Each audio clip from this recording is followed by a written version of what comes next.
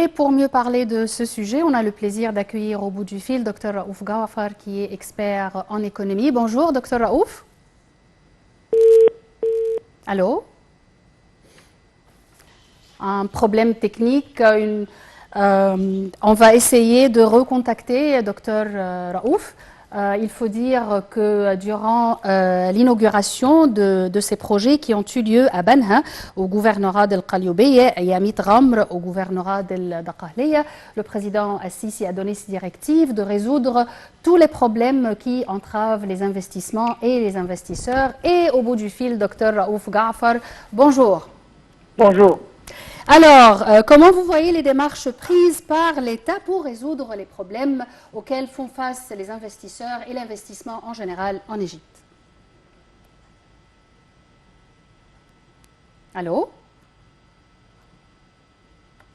Allô, Dr Raouf? Il me semble que nous avons un problème technique, mais il est à noter que l'État n'épargne aucun effort pour résoudre, chers téléspectateurs, les problèmes qu'affrontent les hommes d'affaires et les investisseurs en Égypte, que ce soit étrangers ou égyptiens. On essaie tout le temps de réduire ces obstacles et de surmonter quand même tous les défis et les problèmes qui existent. À présent, je pense, depuis à peu près 2 ou 3 années, il y avait une promulgation d'une nouvelle loi pour, je dirais, donner plus d'espace et plus de liberté pour l'investissement en Égypte. Et je pense... Oui, on a Dr Raouf Ghafar au bout du fil. Bonjour, Dr Raouf. Bonjour. Alors, comment vous voyez les démarches prises par l'État pour résoudre les problèmes auxquels font face les investisseurs en Égypte? Je pense que cette fois-ci, il y a des pas très sérieux. Le président a donné cette directive pour que le secteur privé atteigne 75% des investissements et du pourcentage de développement dans le futur. Donc, pour achever ceci, il doit y avoir des privilèges, il doit y avoir des avantages.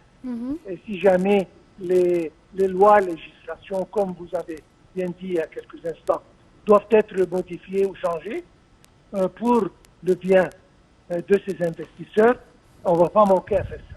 Je pense que cette conférence économique qui aura lieu vers le fin de ce mois, va discuter ceci et va mettre en rigueur tout ce qu'il faut pour que les investisseurs soient encouragés à investir et à atteindre les 75% du taux de développement. Oui. Docteur Raouf, si on regarde les efforts de l'État durant les dernières années, on voit qu'il y avait plusieurs démarches qui ont été entreprises pour rendre l'Égypte plus attirante de point de vue investissement. On parle de la rénovation de l'infrastructure, que ce soit l'infrastructure routière, l'infrastructure industrielle même. Plusieurs démarches ont été prises pour rendre l'Égypte, je dirais, plus attirante de point de vue investissement. Absolument. Vous parlez infrastructure. Infrastructure, c'est une chose impérative pour les investisseurs. Oui. Donc, le gouvernement a fait un effort colossal pour paver le chemin.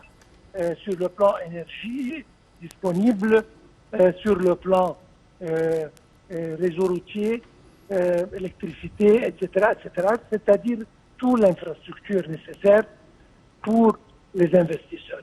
Maintenant, il est temps d'essayer de les encourager encore plus, surtout qu'avec ce qui arrive dans le monde, les choses deviennent de plus en plus difficiles. Pandémie, suivie par les événements entre l'Ukraine et la Russie, ils rendent les choses plus difficiles. Donc il faut justement changer un peu, faciliter les choses un peu, pour que les investisseurs soient encouragés de venir ici et participer dans le développement du pays. Et je pense que nous sommes sérieux de prendre ces pas disons, dans cette direction. Et j'espère que d'ici quelques semaines, juste après cette conférence, nous allons voir des résultats très positifs et j'espère bien que le taux de participation du secteur privé, donc des investisseurs, va augmenter considérablement. Espérons.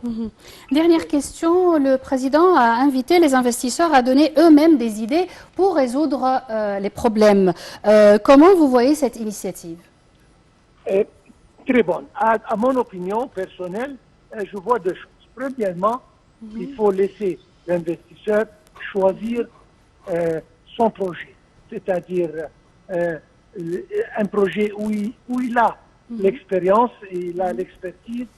C'est le meilleur projet pour lui, pour l'investissement. De l'autre côté, il doit entendre ce que les investisseurs ont à dire à propos de si jamais il y a des problèmes ici ou là, pour essayer de résoudre ces problèmes de façon à ce que tout soit facile et rapide pour qu'ils investissent. Et avec cette note optimiste, Dr Raouf Ghafar, on arrive au bout de notre édition pour aujourd'hui. Merci pour vos éclaircissements. Merci, Semeh. Merci. Alors, merci, chers téléspectateurs, et bonne suite au programme.